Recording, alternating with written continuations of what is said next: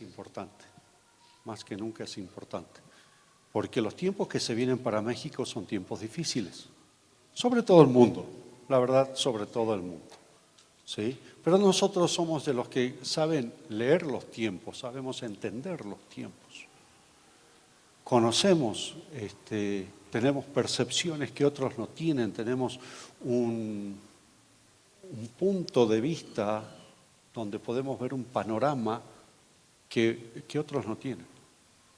La verdad, se pierden mucho los gobernantes de las ciudades, de los estados, de la nación cuando no nos preguntan. Cuando van a buscar quizás consejo en otros lados y son cisternas que no retienen agua, ¿sí? Yo creo que Dios nos ha dado visión por el Espíritu Santo y podemos ver cosas que otro no ve. Y por eso podemos prepararnos, podemos estar listos, podemos tomar acciones preventivas, podemos, dijo el Señor Jesús, si el hombre supiese a qué hora va a venir el ladrón, estaría alerta y no dejaría minar su casa. Yo creo que una de las cosas que pasó, que más daño nos hizo la pandemia, es haber estado distraídos. Estuvimos un poquito distraídos, dispersos. No lo digo usted a título personal, lo digo a la iglesia en general. ¿Cuántas cosas que hacíamos antes ya no las hacemos? ¿Con cuántas cosas que nos distraíamos ahora ya no son tan importantes?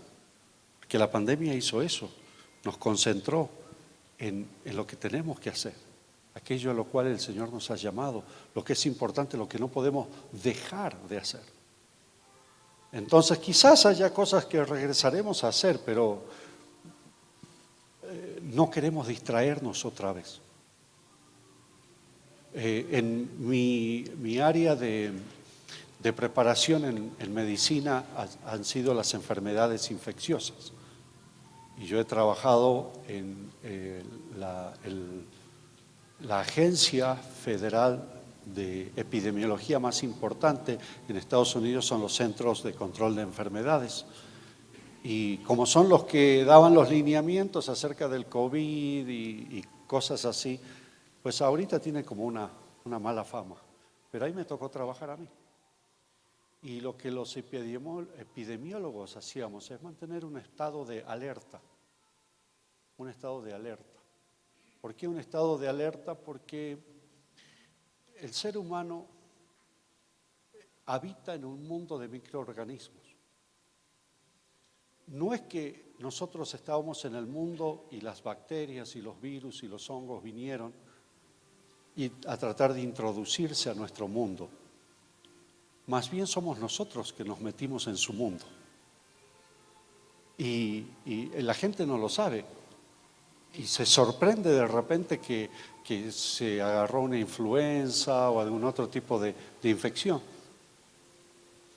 Pero nosotros que tenemos un entendimiento de cómo operan los microorganismos y las bacterias y los parásitos y los hongos, nos sorprendemos de que no nos enfermemos más, porque estamos en un mundo lleno de microorganismos. Y bueno, Jesús dijo a los discípulos, yo los envío a ustedes como ovejas en medio de lobos. Por eso tenemos que estar alerta. Nosotros los cristianos, no es que este mundo siempre fue cristiano y de repente se metió la maldad. Es que nosotros habitamos en un mundo de tinieblas y somos la única luz. Nosotros estamos en un mundo de corrupción, de pecado y de muerte, pero tenemos vida. Entonces somos minoría. Y como eso, por ser minoría, tenemos que aprender a estar en un estado de alerta, velar, orar, cuidarnos, no entrar en tentación, no comprometernos, no poner en riesgo nuestra salud, nuestro ministerio, nuestro trabajo, el futuro de la iglesia. Esas son las cosas que hacen los que están en un estado de alerta. Y nosotros tenemos que estar en ese estado. Yo creo que la pandemia nos sirvió un poquito, digo un poquito para tratar de encontrarle el lado positivo, porque sí nos hizo mucho daño. En México se han perdido más de 2.500 pastores. Han muerto en la pandemia, han muerto de COVID. Y por eso es un momento, un parteaguas en la historia de la iglesia, por lo menos para nosotros, que como organización también hemos perdido muchos pastores y los lloramos todavía, ¿sí?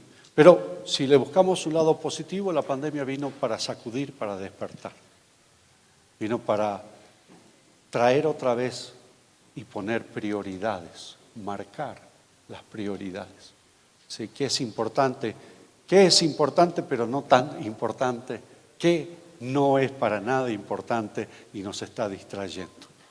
Yo les quiero animar a ustedes a que cerrando este año y comenzando el año que viene, que se pongan las pilas, que estén alerta, que no se dejen influir, no se dejen desviar de la visión que Dios les dio, que se amarren fuerte al llamado, que no dejen que agendas extrañas a lo que el Señor les marcó, les desvíen.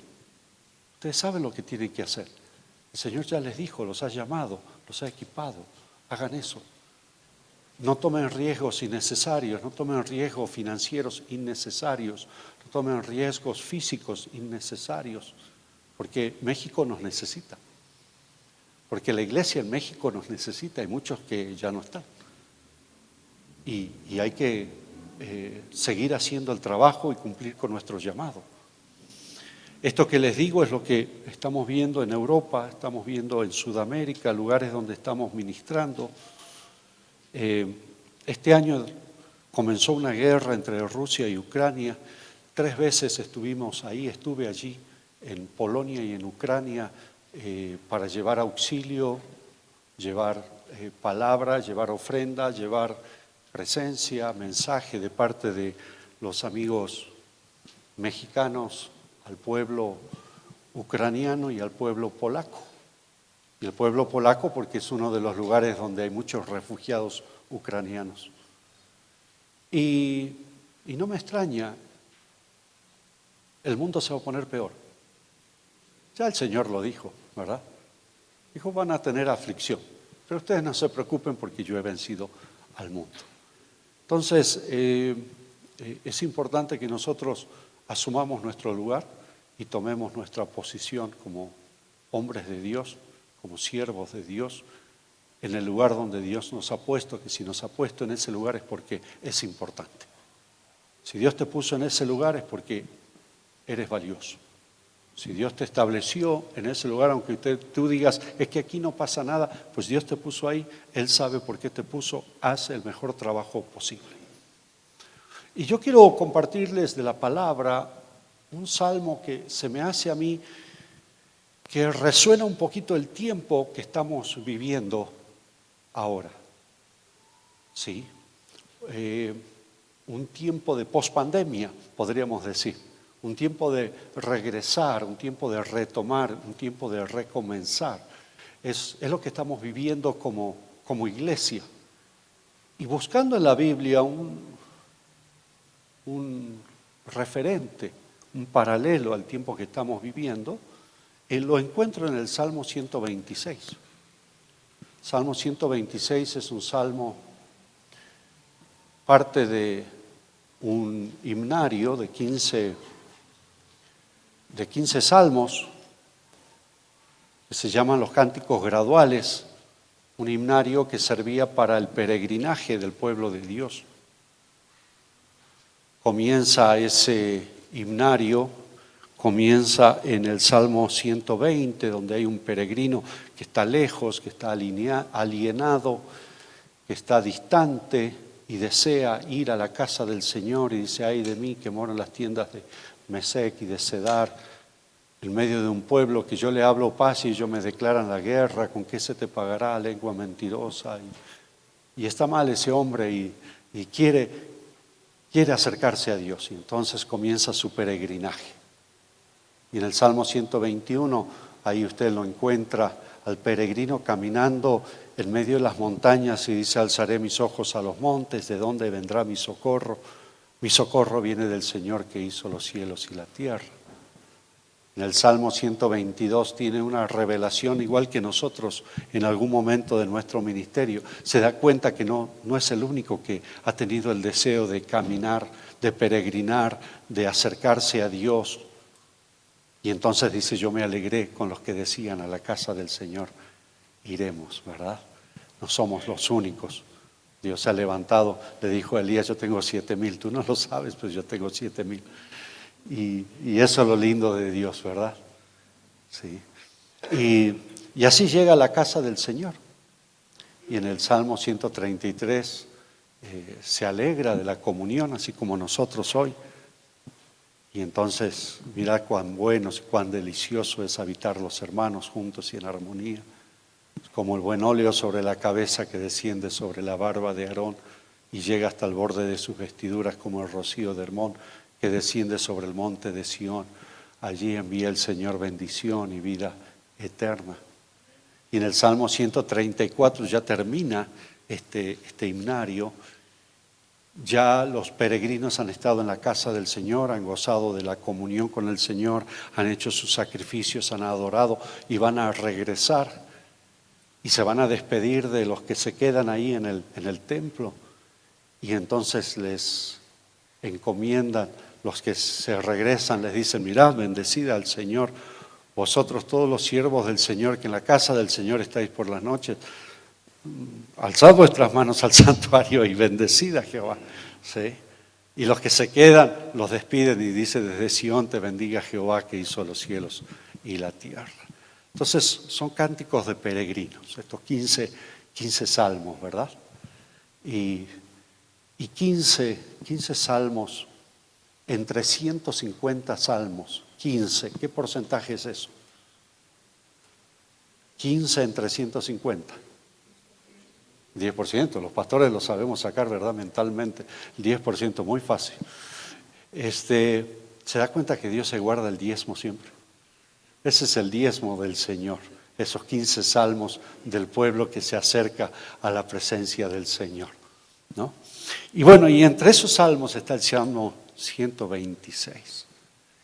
Y es un salmo sobre retornos, sobre regresos, sobre nuevos comienzos. Para nosotros es post-pandemia, para ellos será post-exilio. Cuando el Señor hizo volver a los cautivos de Sión, nos parecía estar soñando. Nuestra boca se llenó de risa, nuestra lengua de canciones jubilosas. Decían entre las naciones: grandes cosas hizo el Señor por ellos. Sí, grandes cosas hizo el Señor por nosotros. Estaremos alegres.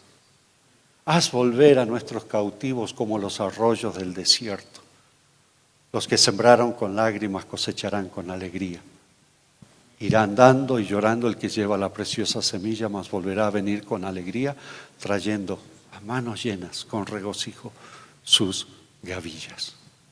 Ese es el Salmo 126. Un salmo del post-exilio, otra vez.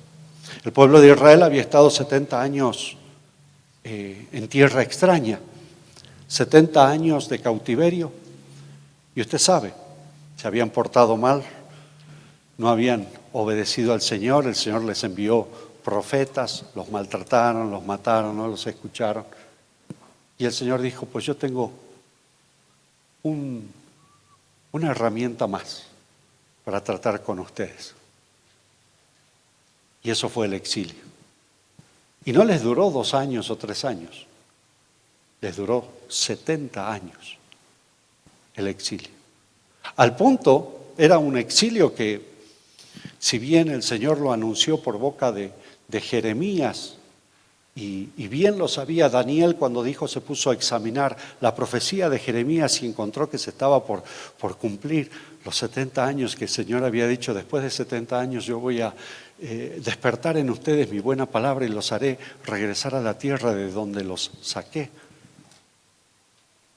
Pero para todos los fines prácticos, la nación de Israel había cesado de existir. Ya no tenía esperanza. Iba a seguir el camino de los moabitas, amorreos, los hititas, los filisteos, todas las otras civilizaciones que alguna vez existieron y dejaron de existir. Y se acabó y no hubo más memoria de ellos. Así pensaban los hebreos. Y de repente, a los 70 años, de hecho duró poquito menos de 70 años, fueron 69 años y medio, y yo atribuyo un poquito a esa oración que hace Daniel, que cuando se da cuenta que se van a cumplir los años del cautiverio, se pone a orar y a interceder y a clamar y a confesar los pecados de sus padres, de ellos, de todo el pueblo. Y el Señor tiene sus maneras también de acelerar los tiempos. Y levanta a este hombre que se llama Ciro, un hombre perverso, por donde usted lo mire, cruel, llegó hasta donde llegó a través de asesinatos, muerte, violencia, intimidación, corrupción. Pero dice Proverbios que el corazón del rey está en las manos del Señor y Él lo inclina para donde Él quiere. Por eso nosotros siempre tenemos que orar por nuestros gobernantes. Usted nunca diga, pues ojalá le vaya mal a este. No, usted ore, porque el corazón del rey está en las manos del Señor. Y Él lo inclina para donde Él quiere. ¿Sí? Entonces nos toca a nosotros orar, respetarlos, orar, así nos cueste, ¿verdad? Y si no, yo lo invito, tengo otros países a los cuales le invito a visitar para ver cómo les está yendo. A ver si se deja de quejar del país de usted. Entonces, a los 70 años, una cosa maravillosa pasa. De repente, sin mucha expectativa, el rey Ciro se levanta un día y dice: quiero que ustedes regresen a Jerusalén, a la tierra de los sepulcros de sus padres. Quiero que edifiquen la ciudad, edifiquen el templo y sacrifiquen sacrificios en mi nombre en el altar. Y así de un día para otro los deja regresar. Y por eso el peregrino, el cantor, dice: cuando eso sucedió nos parecía estar soñando. No lo podíamos creer. No podíamos creer que una nación pueda revivir en un día. No podíamos creer que sin haber hecho nada, solamente por la gracia y el favor del Señor, se abran las puertas para un nuevo comienzo. Dios es un Dios de nuevos comienzos, nosotros no. Nosotros no damos oportunidades como Dios nos da. Nosotros generalmente somos personas muy duras, nosotros los pastores. Y decimos: no, ya intenté con esta persona, no se dio, pues ya. Pero Dios es un Dios de segundas oportunidades y de terceras y de cuartas y de quintas, por eso estamos acá. Y les dio la oportunidad de comenzar de nuevo, lo cual es una gracia y un favor. No lo vas a encontrar en este mundo. Te equivocas una vez. Pregúntele al Tata Martino, ¿verdad? A ver si lo vuelven a contratar. Jamás de los jamases, ¿verdad? Una sola oportunidad, ya tuviste la tuya, pues ahora deja el lugar para otro. Pero Dios no es así. Y esa es nuestra confianza, por eso que Él nos ha llamado y nosotros sabemos que Dios es un Dios de gracia y de favor, que nos ha dado oportunidad tras oportunidad tras oportunidad. Entonces el pueblo de Israel se siente soñado. No había sucedido con nadie. Las otras naciones decían: grandes cosas hizo el Señor por ellos, porque ellos no habían tenido esa oportunidad. Y dice, y nosotros decíamos: sí, grandes cosas hizo el Señor por nosotros, estaremos alegres. Entonces ellos comenzaron a regresar a Jerusalén. Y como habían aprendido la lección de cuán feo es olvidarse de Dios, dejar a Dios en segundo lugar, poner otras prioridades antes que Él, lo primero que hicieron cuando llegaron a Jerusalén es buscar el sitio donde había estado edificado el templo, y allí edificaron un altar e inmediatamente comenzaron los sacrificios diarios. No había templo, no había muros en la ciudad estaba muy venida a menos, pero ellos dijeron primero lo primero. Y comenzaron a adorar al Señor. Y usted lo va a encontrar en Esdras. En Esdras, en el libro de Esdras, en el capítulo 3, usted va a encontrar la historia cuando ellos llegaron y pusieron el fundamento de ese altar y comenzaron los holocaustos. Y luego comenzaron a echar los cimientos del templo alrededor de ese altar. Qué lindo cuando un templo se edifica alrededor de un altar, ¿verdad? Porque yo también lo veo eso en los ministros. Muchas veces ponemos el carro por delante del caballo. Y ponemos primero, hacemos la estructura, edificamos los lugares, tenemos nuestra estrategia, tenemos todo, pero no hemos hecho lo más importante, un altar. Un altar de oración, un altar de adoración, un altar de intercesión. Y alrededor de ese altar que se desprenda todas las actividades. Una de las cosas que hemos visto en esta pandemia son las iglesias que habían tenido altar y aquellas que no habían tenido altar. Iglesias que solamente eran, lugares atraccionales. La gente que viene, le gusta el show, hacen algo, se van, pero no había altar. Y luego viene la pandemia, cierra el edificio. Y cerrando el edificio cerró la iglesia. Pero luego están gente como ustedes, que le cerraron el edificio pero no le apagaron el altar. La oración continuó, la adoración continuó, la administración, el sacrificio diario continuó. Porque lo más importante es el altar, no la estructura alrededor del altar, eso viene después. Entonces edifican el altar y comienzan los sacrificios. Y dice el capítulo 3 de Esdras que decidieron echar los cimientos del templo y los jóvenes especialmente se habían juntado para hacer eso.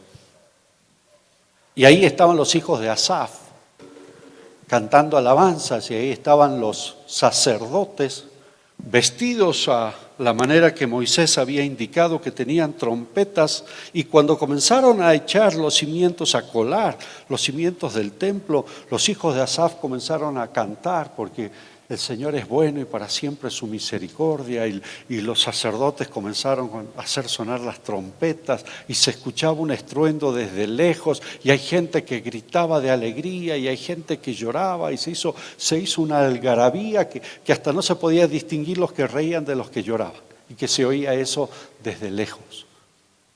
Porque qué gozo, qué alegría es cuando uno puede retornar. ¿Se acuerda su primer culto después de haber estado cerrados? ¡Qué alegría!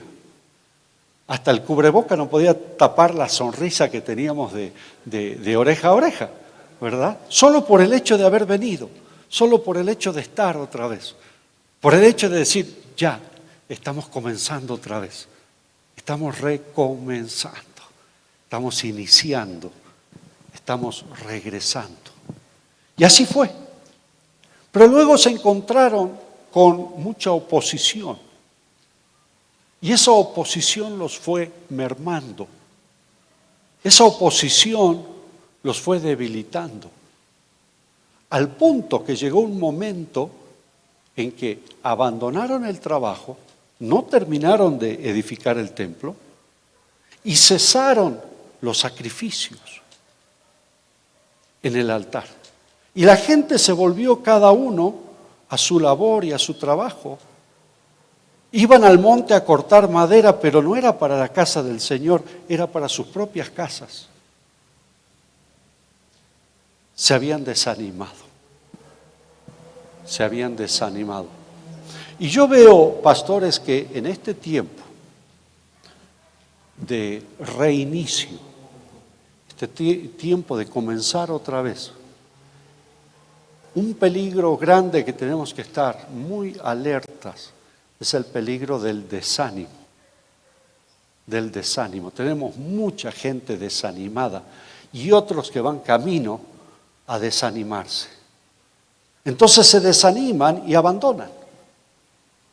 Y lo que no pudo hacer la pandemia, lo que no pudo hacer el peligro, lo que no pudo hacer los enemigos, lo hizo el desánimo.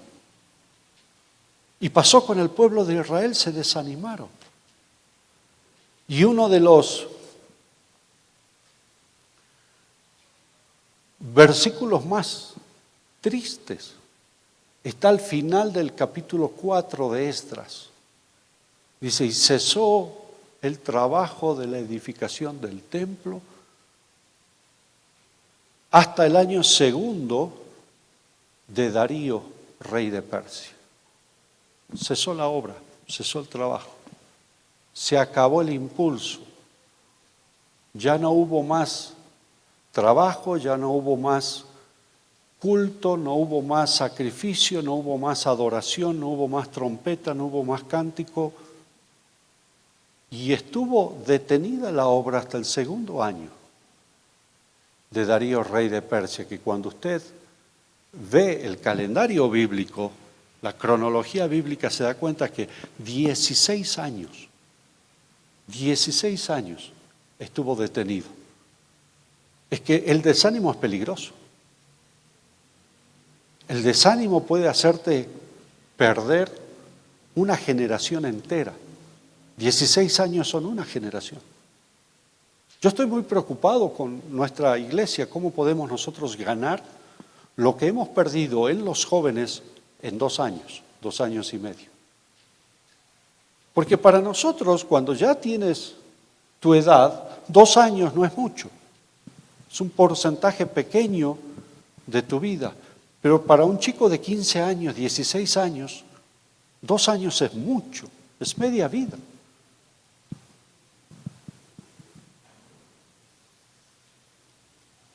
Así el desánimo puede robarte toda una generación.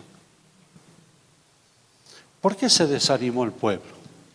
Cuando yo leo esto veo 4 razones importantes que yo creo que de alguna manera resuenan en nuestro momento actual. La primera razón por la que se desanimó el pueblo, la primera razón, es porque cuando el emperador Ciro de Persia permite y dice, yo quiero que regresen a la ciudad, edifiquen el templo, reedifiquen la ciudad, había más de 1 millón de exiliados en Babilonia, más de 1 millón. Pero a la hora de regresar, 25,000 nada más regresaron. Solo 25,000 de 1 millón. La mayoría se había adaptado, se había ayornado. Bueno, le había dicho Jeremías, le había dicho, en el lugar donde el Señor los envía, oren por la paz de la ciudad, edifiquen casas, planten olivares y viñedos, procuren la paz de la ciudad. Pero ahora que era el tiempo de regresar, ellos estaban enamorados de la casita, del viñedo, de la higuera, del olivar. Y entonces cuando se levantan los líderes y dicen, vamos a regresar, vamos a reedificar, adoptaron la postura de nuestro ídolo nacional, ¿verdad? El Chapulín Colorado. Sí, voy. No, vamos a hacerlo, vamos a edificar un altar, vamos a dar sacrificios al Señor, vamos a hacer un esfuerzo. Sí, pastor, sí voy a ir. ¿Y no le ha pasado así? ¿No le ha pasado que hay gente que se quedó en la casa? Y usted dice, hermano, vamos a tener y el culto de la cena del Señor y vamos a hacer esto y aquello. Y ya uno no sabe ya qué más ponerle en cartelera para que se animen, ¿verdad? Y te dice, y lo van a pasar por Zoom o por Face, porque están enamorados de su casa, de su olivar, de su viña. Se acostumbraron a la pandemia. ¿Y qué te digo, gente? Pastores se acostumbraron a la pandemia. Y hay pastores que no quieren regresar, hay pastores que buscan excusas todavía para no abrir. Y cuando tú le preguntas, te dicen, no, lo que pasa, hermano, que la pandemia. Y uno dice, pues ya terminó. Mire cómo estamos, el mundo volvió otra vez a activarse. No, pero hay que tener cuidado. Y no todos decidieron regresar. Entonces, para los pocos que regresaron, encontrar las sillas vacías, los lugares desiertos, los desanimaba. Los desanimaba. La segunda razón por la que se desanimaron es porque cuando ellos llegaron, encontraron una ciudad venida a menos, nada funcionaba, calles llenas de baches, nadie había cortado el pasto, los drenes estaban tapados, había fieras del campo que se paseaban como perico por su casa, así se paseaban las fieras del campo en la ciudad. Estaba todo devastado. La necesidad era increíblemente grande y ellos eran poquitos. Entonces la situación de la ciudad, la situación del entorno, del medio ambiente, era tan grave que ellos decían, ¿y nosotros qué podemos hacer? Somos pocos. Y por eso se desanimaban. Yo sé que usted está peleando para encontrar gente para llenar los lugares de ministerio en la iglesia. Necesitamos un líder de jóvenes, necesitamos un líder de alabanza, necesitamos líderes para las mujeres, para la tercera edad, para los hombres. Y estamos nosotros tratando de hacer de todo. Y uno dice, ¿y dónde está la gente? ¿Qué pasó? Nosotros quedamos poquitos, no alcanzamos a hacer todo lo que tenemos que hacer. Entonces la necesidad es muy grande, la mies es mucha y los obreros son pocos. Y eso desanima. La tercera razón es porque se levantó un pueblo que no tenía su identidad en el pueblo de Dios. Eran gente de otras naciones que los mismos babilonios habían mandado allí para que vivan en esas casas, que para que de alguna manera mantengan habitada la ciudad. Y entonces cuando regresa el pueblo de Israel, encuentra otra gente en la ciudad, que tenía otro idioma, tenía otras costumbres. De ahí salen los samaritanos, por eso la enemistad de los samaritanos y los judíos. Y entonces estos otros, cuando ven que los judíos vienen y comienzan a reclamar sus lugares, ellos no están de acuerdo, están molestos, están enojados y comienzan a boicotear. Escriben cartas a los gobernantes, les dan mordida para que detengan, los sobornan para que detengan la obra, van a insultarlos. Nehemías cuenta de eso, de Sanbalat, por ejemplo, de Tobías, de Gesem el árabe, que iban a insultarlos, a atemorizarlos, a reírse de ellos. Si una zorra sube a esa pared, seguramente la va a tumbar. Y entonces se sentían intimidados. Que nuestra gente esté intimidada, hasta cierto punto lo tolero. Pero que los pastores estén intimidados, y tenemos mucho pastor intimidado, tenemos mucho pastor con miedo, mucho pastor que dice, no, pero si me entra la autoridad de salud pública me puede cerrar y ya me amenazaron de aquí y de allá. Es decir, hemos estado soportando tanta agresión, tanta intimidación, tanto boicoteo. Porque antes que nos abran a nosotros ya abrieron los bares. Antes que nos abran a nosotros ya abrieron los prostíbulos. Ya ellos iban a sus fiestas. En Argentina metían presos a los pastores, los metían presos por haber abierto su iglesia, pero el presidente tenía su fiestita de cumpleaños con todos sus ministros, sin cubreboca. Y eso cuando salió a la luz, dijeron, ¿cómo? Para unos sí, para otros no. Eran puras estrategias de intimidación. No se deje intimidar usted. Usted fue puesto para ponerle un alto a la intimidación. No se deje pasar por encima. No deje que le quiten el ánimo, las fuerzas. El enemigo va a tratar de hacer eso. Ese es el trabajo del enemigo. Y de alguna manera hay que respetarlo al diablo, si para eso le pagan, ¿verdad? Para ser diablo. Pero usted está como hijo de Dios, para decirle hasta aquí no más. Y vamos a hacer lo que tenemos que hacer. Y nuestro Dios está con nosotros, decía Nehemías. Y vamos a construir y vamos a edificar. Vamos a hacer lo que tengamos que hacer. La cuarta razón por la que se habían desanimado es porque del cautiverio habían sobrevivido algunas personas ya viejitas, jefes de las casas paternas, que habían visto el primer templo en su primera gloria y se acordaban de cómo era ese templo, el templo de Salomón, de sus paredes, de sus cúpulas, del oro, la plata, los cortinados.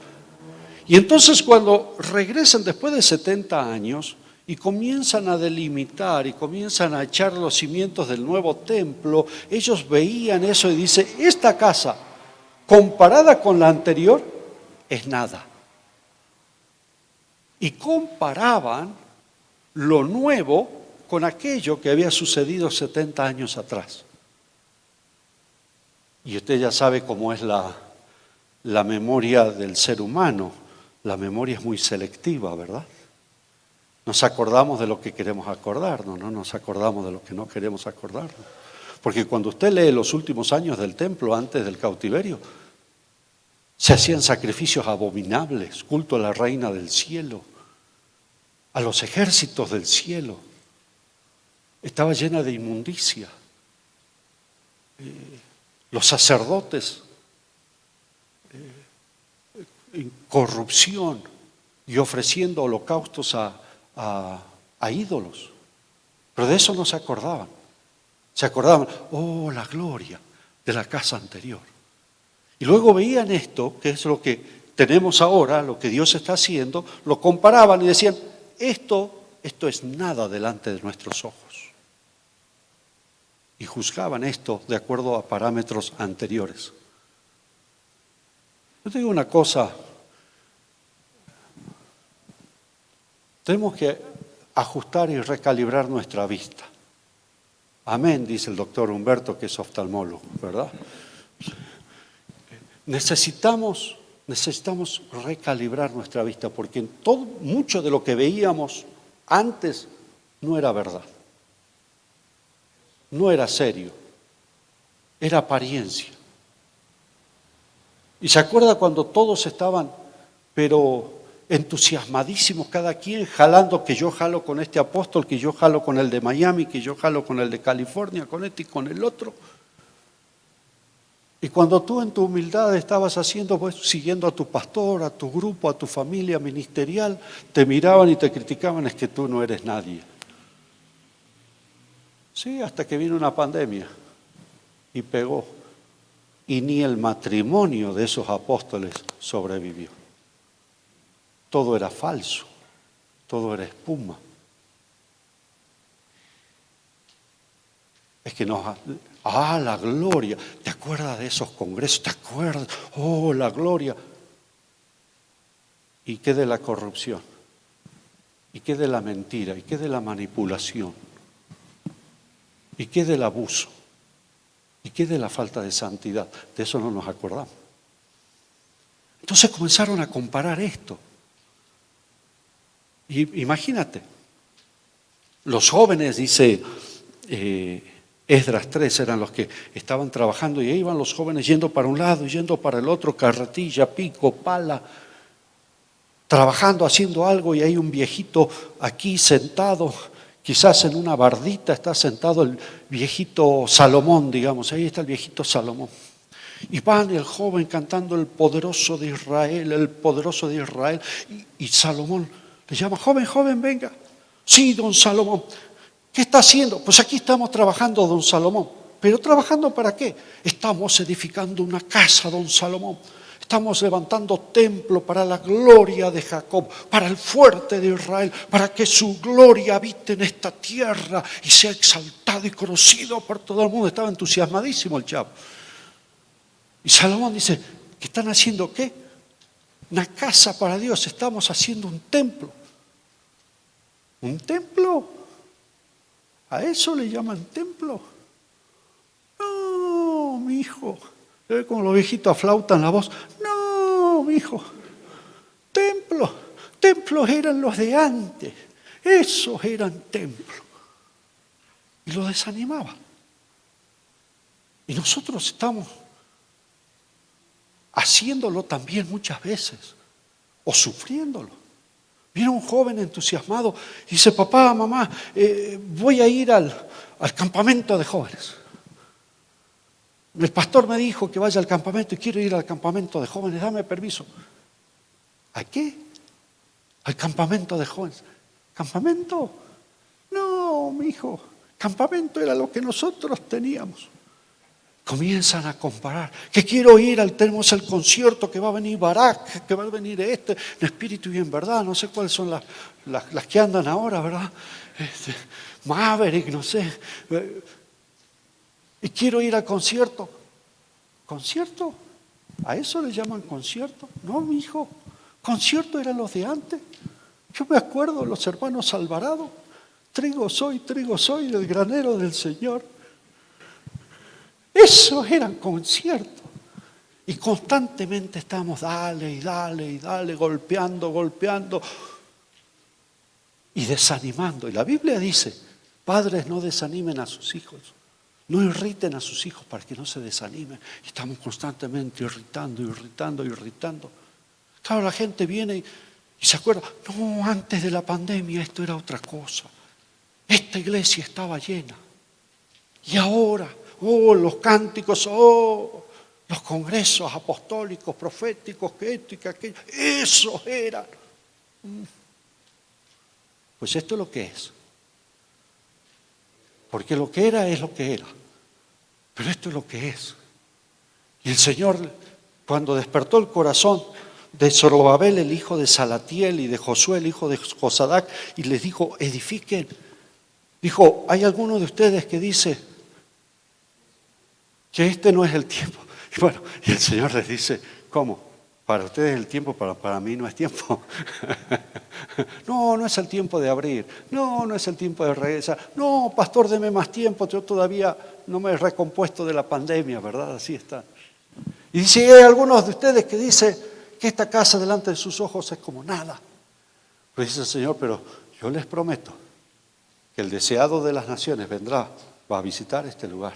La gloria postrera de esta casa va a ser mayor que la primera, ha dicho el Señor. ¿Sí? El Señor no anda mirando el número, el Señor anda viendo quién le adora en espíritu y en verdad. Y mucho de lo que estábamos haciendo no era ni espíritu ni era verdad, era carne y era mentira. Pero necesitamos volver a adorar al Señor en espíritu y en verdad. Y ahí está la gloria, eso es lo que atrae al Señor, eso es lo que hace que el Señor visite un lugar. Entonces, por esas 4 razones, la gente se desanimó. Y 16 años estuvo paralizado. Una pandemia de 16 años, Dios nos libre, ¿verdad? Dios nos libre, te reprendo, Satanás. No pudimos aguantar 2 años y medio, imagínate 16 años. ¿Qué hacer? Y ahí está el punto. ¿Qué hacer? ¿Qué tiene que hacer usted? ¿Qué puedo hacer yo? Cuando encontramos que nuestra gente está atontada, paralizada, intimidada, desanimada, no quiere, no le interesa, estamos perdiendo una generación. ¿Qué hacer? Bueno, aquí viene la segunda parte de esta canción. Porque la primera parte, si usted se da cuenta, cuando lee la canción usted se da cuenta, la primera parte es de mucho gozo y de mucha alegría. Y están regresando, pero luego cambia el humor, el ánimo de la canción. Ahí es donde está el desánimo. Entonces, ¿qué hace el peregrino cuando ve toda la gente desanimada, la obra del Señor abandonada, los años que van pasando? Se torna a Dios y comienza a orar. Es algo que le puedo decir, es una muy buena idea. Si hay algo que tiene que reforzar usted, refuerce la oración. La oración a nosotros en nuestro ministerio nos sostuvo la oración. No había mucho que pudiéramos hacer. No nos podíamos congregar, no podíamos abrir las iglesias, se nos estaban muriendo los pastores, se nos estaba muriendo gente en las iglesias. ¿Qué hacer? Bueno, vamos a orar. Y comenzamos con programas diarios de oración, con reuniones de oración, con fines de semana de oración. Estábamos por el Face, por el Zoom, como de lugar, oración. Un día, en una de nuestras iglesias ahí en Querétaro, hicimos un autoculto. No estaba bien hecho el protocolo y encontramos ahí una manera y fuimos todos a la iglesia en auto. Y vinieron 400 autos. Parecía la iglesia de Cars, ¿vio? Del programa Cars, de la película Cars, ¿no? Parecía la iglesia Cars. Entonces, desde la plataforma estábamos los pastores y la gente en sus carros, escuchando ahí conectado a la FM, estábamos transmitiendo y para alabar al Señor era el claxon, eran las luces, y en la salida pusimos gente con unas cubetas y desde ahí le tiraban la ofrenda y lo hicimos una vez y eso causó tal revolución en Querétaro que el gobernador llamó al pastor y le dijo, por favor, échame una mano, no lo vuelvas a hacer,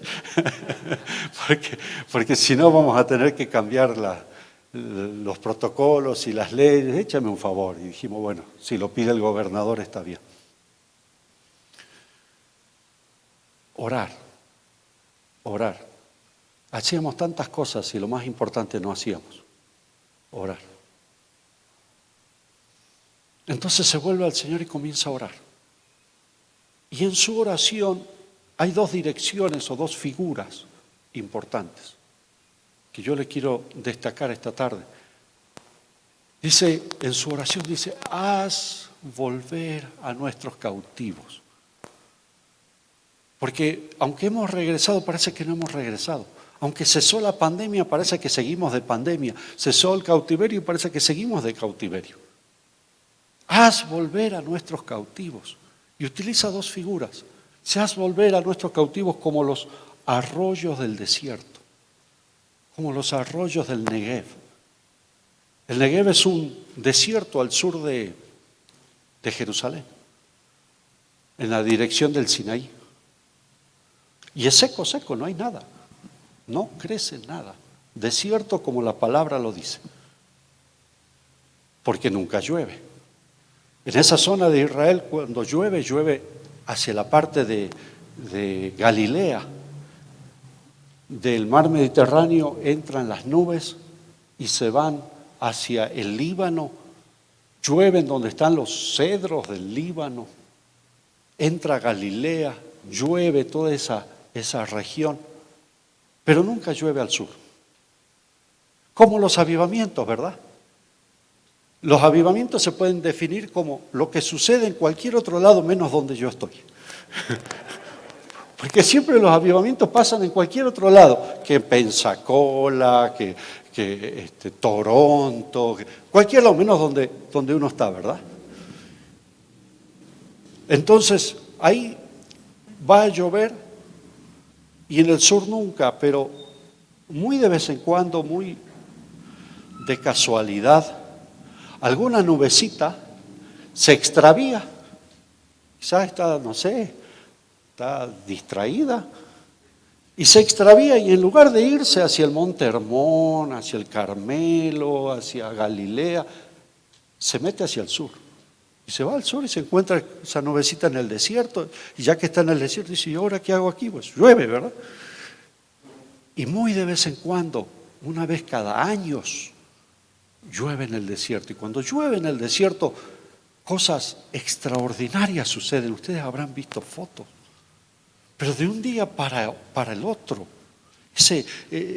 por donde va ese agua y donde va tocando ese agua que acaba de llover, comienza a brotar, comienza a germinar, comienza a florecer el desierto. Es una cosa maravillosa porque hay de todo tipo de plantas, todo tipo de flores, y florece el desierto y el yermo y la soledad, dice Isaías 35, florece. Y sigue el agua, sigue unos canales que se llaman wadis en esa zona que están secos, pero el agua los encuentra y comienza a hacer vivir, a resucitar ese desierto. Y uno se pregunta, ¿y cómo llegaron esas semillas ahí si ahí no hay nada? ¿Cómo llegaron esas semillas al desierto?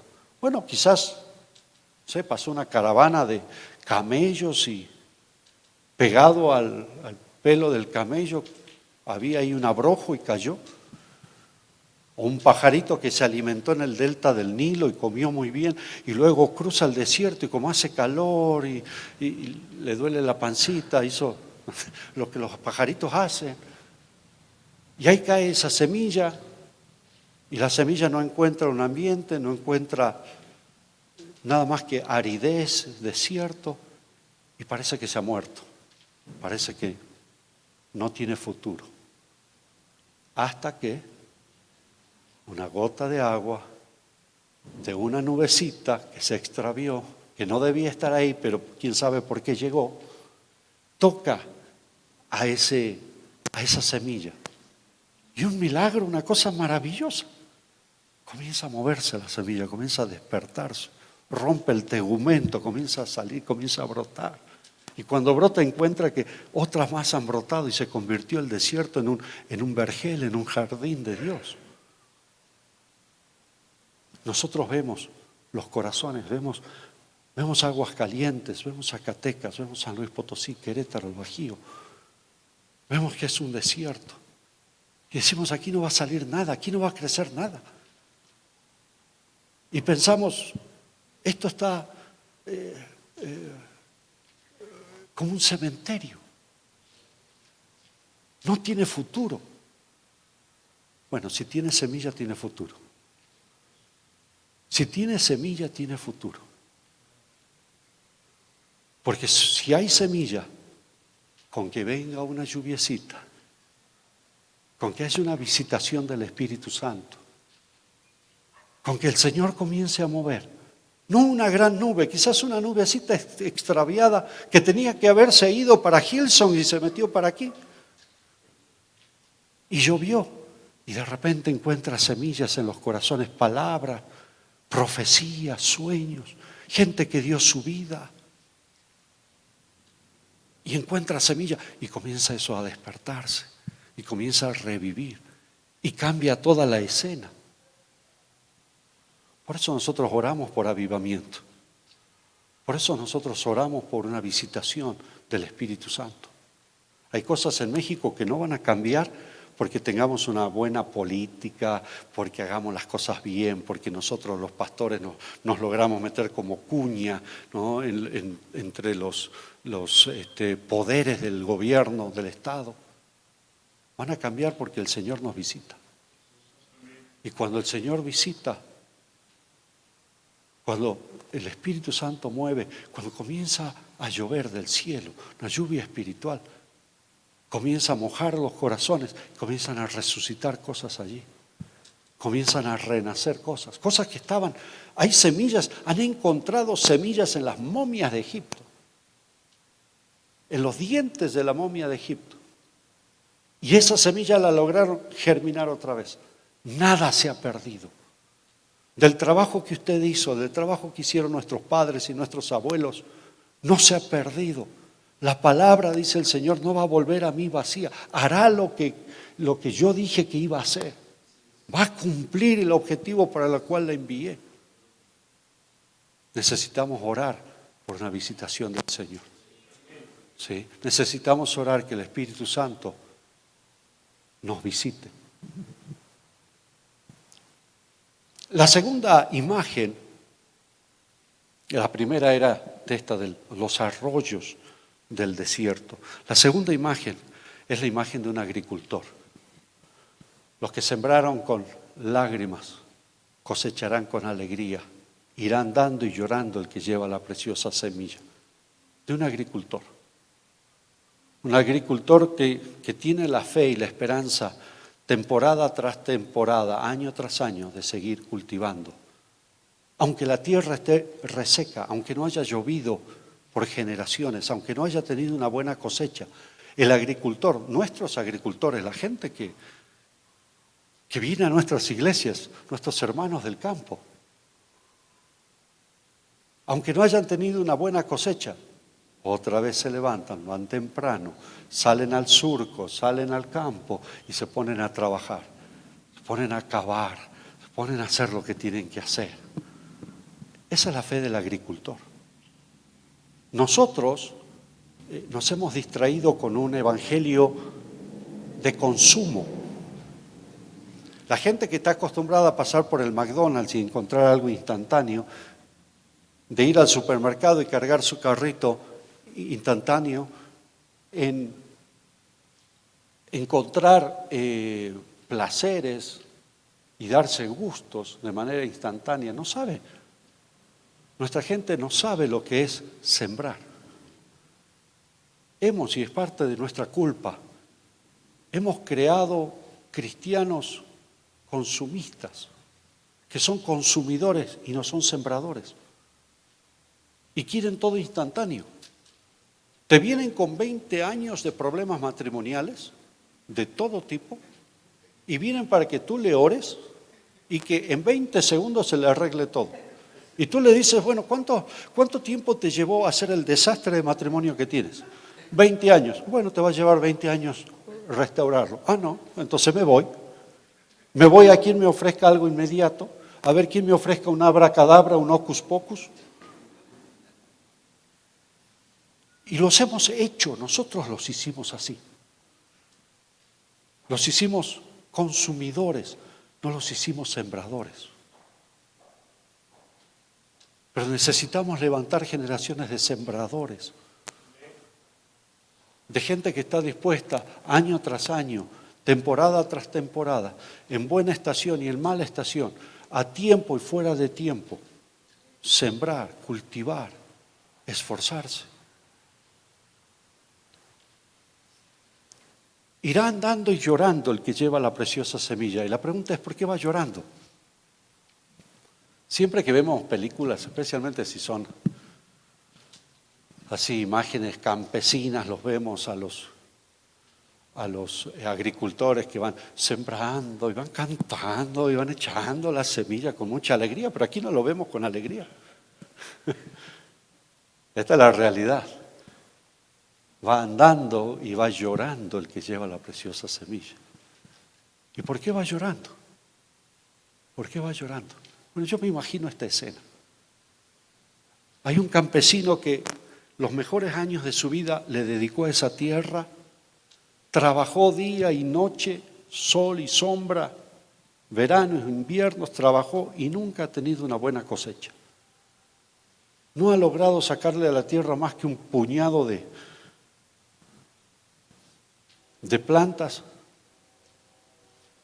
y ya son muchos los años de sequía, ya son muchos los años de yermo y de soledad. Y ahí está él con su familia. Y un día va a la bodega de su campo y encuentra que tiene solamente un saco de semillas y nada más, es lo último que le queda. Toma el saco de semillas, va a salir a sembrar una vez más, porque eso es lo que el sembrador hace, vuelve a sembrar. Y cuando va a salir a sembrar, mira y ve que en la puerta de su jacal, de su ranchito, está su esposa y están sus hijos. Están demacrados, están desnutridos. Su esposa tiene ropa vieja, su cabello todo pajizo, seco. Sus hijos patipelados. desnutridos. Entonces el agricultor piensa, bueno, ¿qué hago? Puedo tomar esta semilla, puedo molerlo, puedo hacerlo pan y puedo darles de comer.